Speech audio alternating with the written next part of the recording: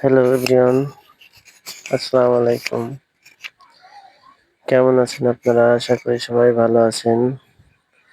Digital scale JS এর পক্ষ থেকে সবাইকে আল্লাহ হাফেজ। এটা হচ্ছে 40 কেজি রোটাক্সের স্কেল, 40 কেজি। এই স্কেলটা গুণগত মান খুবই ভালো, যে কারণে ভিডিওটা করলাম। এই স্কেলটার সার্কিটটা প্রবলেম, অটোমেটিক পয়েন্ট উঠতেছে।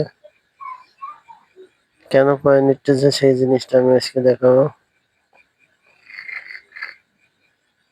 এইভাবে পয়েন্ট উঠতেছে,